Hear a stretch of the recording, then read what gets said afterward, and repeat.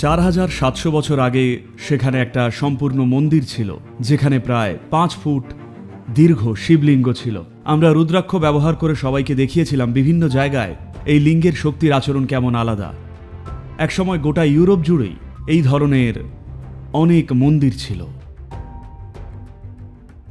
মাত্র 2 সপ্তাহ আগে আমি তুর্কিতে ছিলাম। আপনারা কনিয়ার নাম শুনেছেন? সেখানে বাগানে প্রচুর ভাঙাচোরা পাথর পড়ে, কোনোটা বিশাল বড় মুখ, কোনোটা অর্ধেক মুখ, এরকম নানান সব পুরনো সব মন্দির ভেঙে সেগুলো দিয়ে ভিত করা হয়েছে। তো আমরা যখন ওখান দিয়ে হাঁটছিলাম তখন হঠাৎ বাগানে প্রায় 4.5 ফুট বা আরেকটু বেশি বড়, মানে প্রায় 4.5 ফুট দৈর্ঘ্যের একটা লিঙ্গ খুঁজে পেলাম। একেবারে নিখুঁতভাবে তৈরি একটা উপবৃত্তাকার পাথর বা লিঙ্গ। আর পরে যখন ওখানকার ইতিহাস আর সেই সবের খোঁজ নিলাম, তারা জানালো এটা প্রায় 4700 বছরের পুরনো। 4700 বছর আগে সেখানে একটা আস্ত মন্দির ছিল, যেখানে প্রায় 5 ফুট দীর্ঘ শিবলিঙ্গ ছিল আর তার পুজো হতো। আর এত বছর আগে প্রাণ প্রতিষ্ঠা সত্ত্বেও আজও জীবন্ত।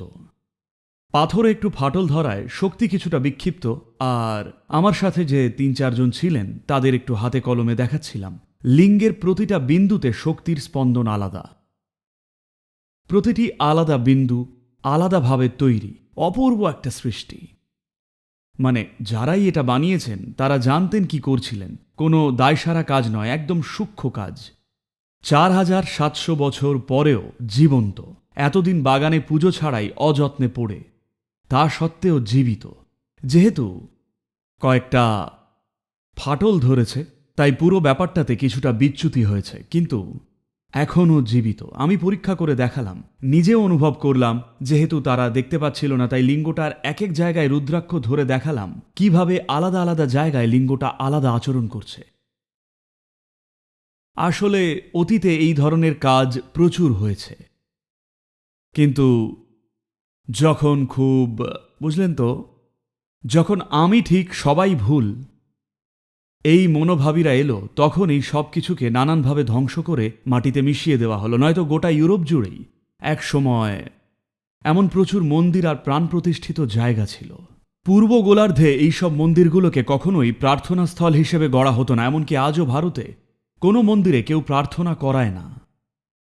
মন্দিরে গিয়ে আপনার প্রার্থনা করার কথা নয়, বরং সেখানে বসে সময় কাটানোর কথা।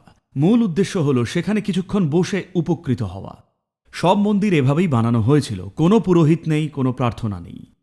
শুধু জায়গাটা দেখাশোনার জন্য একজন থাকতো, যে আজ নিজেকে পুরোহিত বলছে। কিছু পরিবারকে দায়িত্ব দেওয়া হয়েছিল সেই জায়গাটার পবিত্রতা বজায় রাখতে, যাতে সবকিছু নির্দিষ্টভাবে চলে। আপনার সেখানে গিয়ে কিছুক্ষণ শুধু বসে ফিরে আসার কথা। দক্ষিণ ভারতে এই ঐতিহ্য আজও জীবন্ত। উত্তর ভারতে অতটা দেখা যায় না, কারণ সেই বহিরাগত আক্রমণগুলোর ধাক্কা উত্তর ভারতই সয়েছিল। দক্ষিণ ভারত বা দাক্ষিণাত্য মালভূমি সাধারণত বাইরের আক্রমণ থেকে অনেকটাই বেঁচে গেছিল। তো আপনার মন্দিরে গিয়ে শুধু বসে থাকার কথা। কেউ কোনো প্রার্থনা করবে না, প্রার্থনা শেখাবে না, কেউ আপনাকে এটা বা সেটা করতেও বলবে না। আপনি শুধু সেখানে বসে ওটাকে ভেতরে নেবেন, কারণ এগুলো সবই প্রাণ প্রতিষ্ঠিত জায়গা। এরকম অনেক বানানো ছিল, কিন্তু সেই সব ধূলিসাৎ করে দেওয়া হয়েছিল। সামান্য যে কটা টিকে তার বেশিরভাগই সাধারণত ভারত আর দক্ষিণ পূর্ব এশিয়ায় পাওয়া যায়। নয়তো একসময় গোটা আরব আর ইউরোপ এমন প্রাণ প্রতিষ্ঠিত স্থানে ভরে ছিল।